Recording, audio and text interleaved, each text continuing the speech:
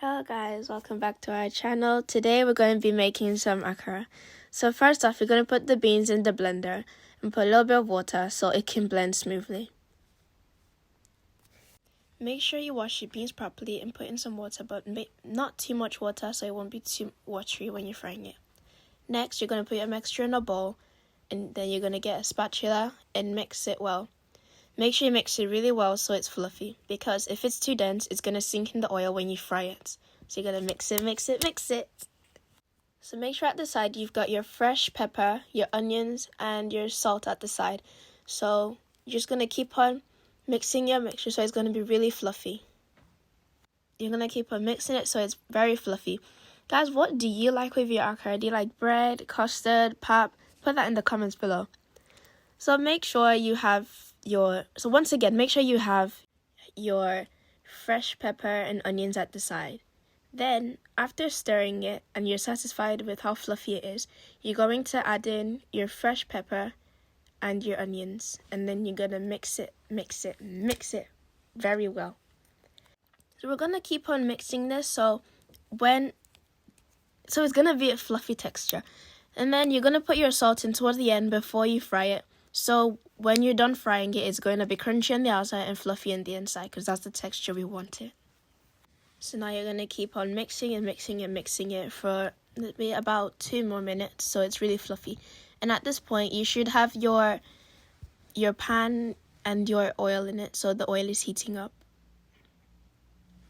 So at this point, your oil should be hot enough, because if it's too hot, it's going to start to burn on the outside and won't be cooked properly in the inside. And if it's not hot enough, it's just going to start absorbing the oil. So once you're ready with the temperature, you can start to add in your akara mixture in small scoops into the oil. So look how nice that looks. Then it should rise to the top, because if it sinks, then like I said, that means it's dense and it's not done properly. So you have to mix your batter more. You want it to rise. That means it's fluffy enough.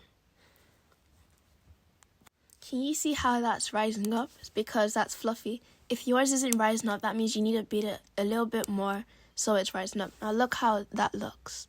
So now you're going to use a skewer or a fork just to flip it so it's cooked on the other side as well. And once that side's cooked, you flip it over so the other side is done. Now watch how that rises up. It looks so delicious already. You want your akara to be a golden brown, not a deep brown, because we need it to be properly cooked and not burnt. Just make sure you have the right temperature. So if it's too hot, you want to bring it down a bit. And if it's too low, you want to bring it up so it cooks properly. Now look how they rise into the top. And after a while, you want to flip it over with your skewer so the other side is cooking just as well. And remember, make sure it's a golden brown color, because that's what we're looking for. Then you want to make sure you're cooking both sides for at least 2 to 3 minutes so you get that golden color. Then you can use your frying spoon to scoop them out of the oil. You're going to get your akara out when you are sure that it is properly cooked. But then you don't want to overcrowd your pan, so you can give the akara enough time to cook. They're looking golden brown now, as you can see. So that means they're cooking properly. And they look so delicious. Yummy. So the secret to a perfect akara is to make sure your heat is at the right temperature, and to make sure you beat your batter properly so it's very fluffy. And it's really simple. Not a lot of ingredients, just some fresh pepper, some onions and salt. That's all you need. So once you're sure that it's cooked on both sides, before you scoop it out. But to be sure that your akara is ready, you might want to use your fork or skewer to poke it to be sure. Now we scooped it out because, as you can see, it's ready. Now that looks delicious. Then you can put it onto your plate or platter or whatever you're dishing it on. Oh wow, look how delicious, golden brown and crunchy that looks. I bet it looks even better on the inside. So now we're going to just open up to see what the inside looks like. I'm sure it's going to look like really moist. Now look how fluffy it is in the inside. That looks so delicious. That's the reason why we put the salt in, so it's crunchy on the outside and fluffy and moist in the inside. That looks so delicious. Can't wait to taste that. Oh my god, this is the best akara I've ever tasted. It's so crunchy on the outside and delicious and fluffy and soft in the inside.